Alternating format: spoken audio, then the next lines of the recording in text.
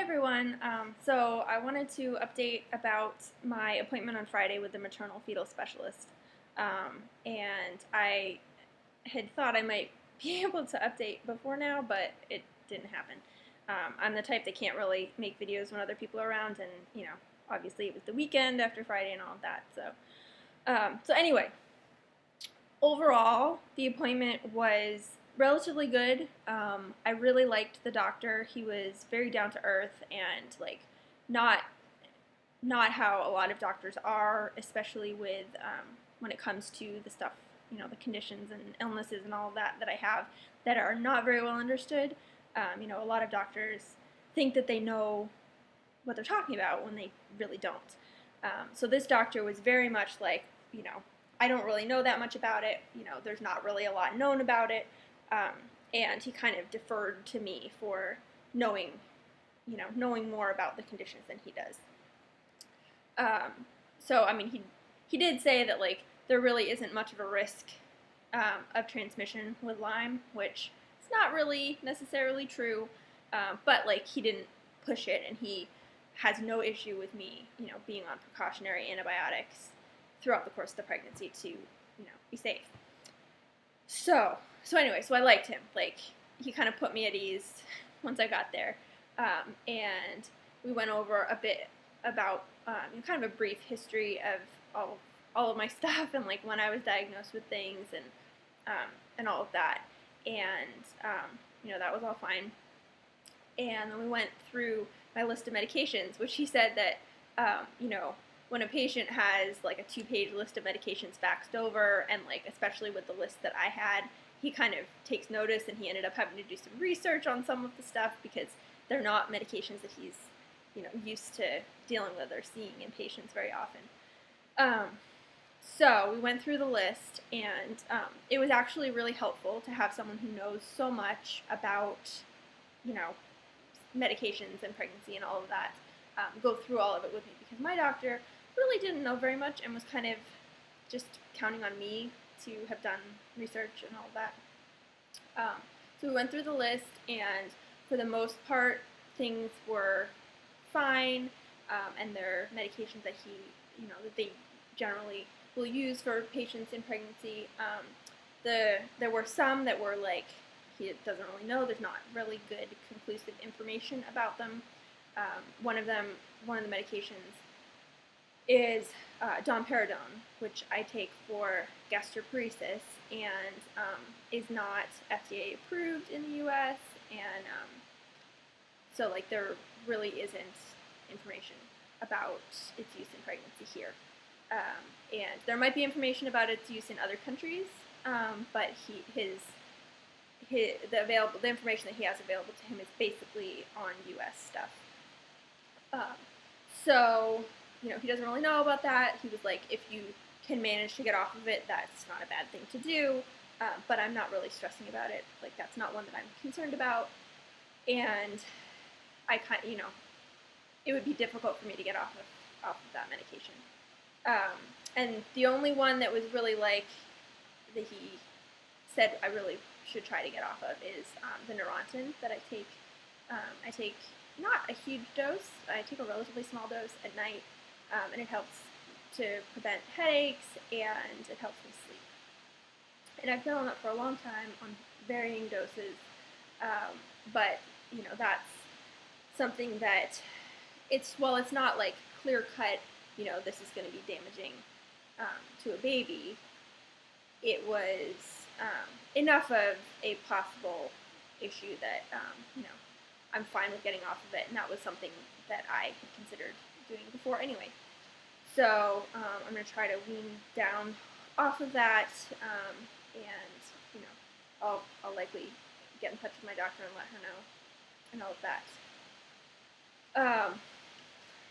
So there's that, and I asked about other medications for headache prevention that would be safe, and the only one that he could really come up with was trying beta blockers, which unfortunately would also most likely lower my blood pressure. So that would not necessarily be the best thing, but if the headaches are bad, that might be something worth trying. So far, getting off the Topamax was a little bit rough, and I had bad headaches for a week and a half, something like that. But now they're kind of back to my baseline, maybe a little bit worse, but you know, it's not so horrible. So I think getting off of the Neurontin now, once I've been off the Topamax for a while, will be not horrible. Hope, knock on wood. So yeah. And then he did mention that pregnancy can kind of cause a dysautonomia-like condition or response or whatever, where your body is kind of in fight or flight a lot of the time. So that was just, you know, something to be aware of and something to look out for. He didn't, you know, that didn't send up a huge red flag for him that, like, it would be an issue for me, or it would be a, you know, a major issue. But it was just something that he mentioned, and, you know, something to keep in mind.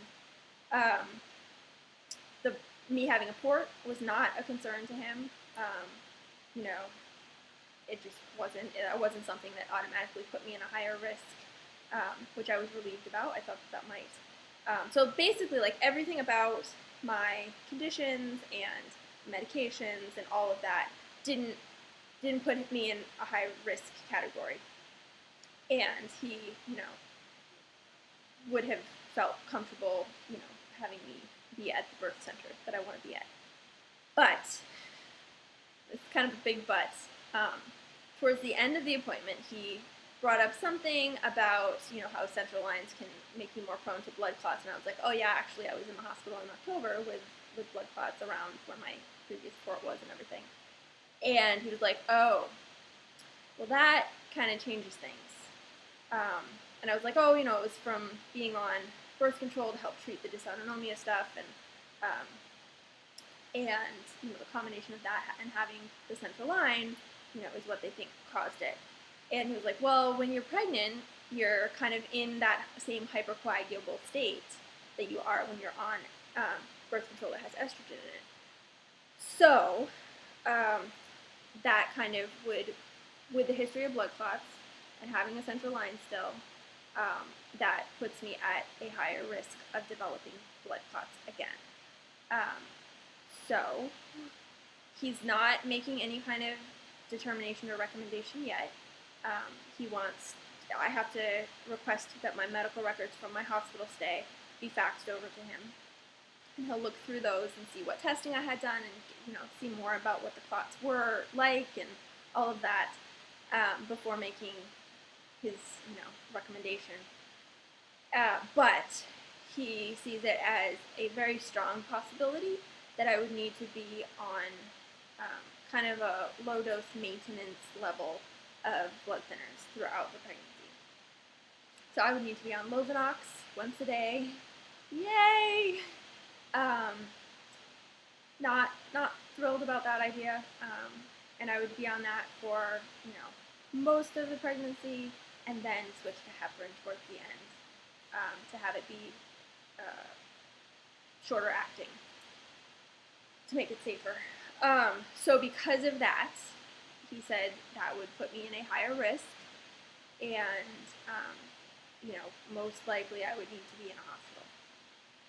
Now that's his, you know, his thoughts on it, his recommendation. I have read what I can read online about this, and there are certainly people who end up being able to have home births or be in a birth center when on blood thinners, you know, are able to stop them towards the end of the pregnancy and all of that. And really with the heparin, it has a relatively short half-life, so you know, as long as you just don't continue doing them once you're actually in labor, it's usually not an issue.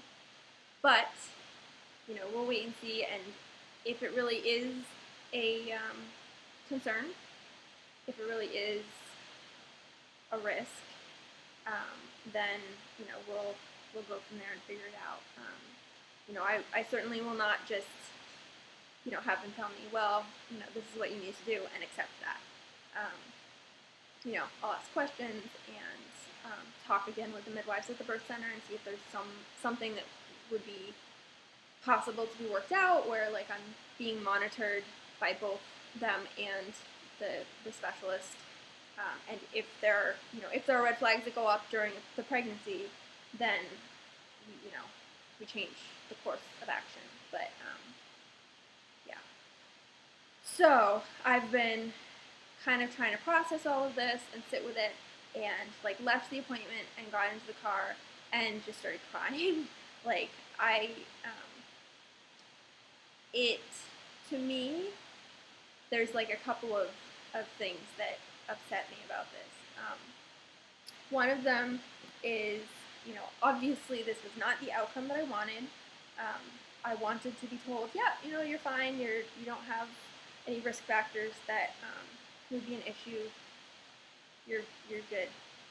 And that is not the outcome, and so it's like, yet again, my health stuff kind of stopping me from being able to do things the way that I want to do them, potentially.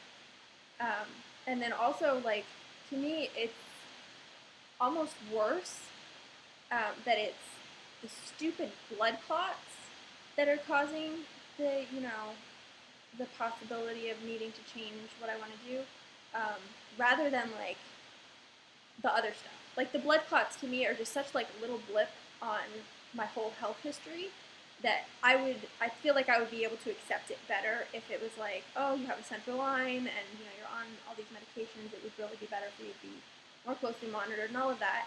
And I probably would still be upset at that. I mean, I'm sure I would be, but it's harder. It's harder to accept it because there was just this one stupid thing that, obviously I understand that it was serious and everything, but like it just is frustrating. So, but I'm not, discounting the possibility of still being able to use the birth center or, figure something else out like that. But I am trying to, research other options, and kind of I have tentative backups, and this all seems premature because I'm not even pregnant yet, but I want to be as prepared as possible, and yeah. So I have to get the records faxed over, and then I'll talk again with the doctor, and figure things out from there. So that's where we stand now. Just again, waiting and seeing, which seems to be what's happening lately. Like, Eric and I are both kind of frustrated that we can't just like get a clear answer and have people say yes or no. That it's over and over and over again, this waiting and not knowing, and it's it's a little bit frustrating, a little bit stressful, and but at the same time, I'm glad that people are being cautious and trying to get the information before making a determination. So I'm glad that this doctor is waiting to see my records before deciding. So yeah. So that's that. So I don't really have much else as far as that goes, and I will send along the form to have the records faxed today, hopefully, and then we'll see where we go from there. So I'll update again when I have more information, or whatever. I'll update again, obviously. But yeah, so hope you're all having a good week so far. It's only Monday, so it's just the beginning. But I hope you're having a good week so far and had a good weekend and everything. And I will talk to you again soon.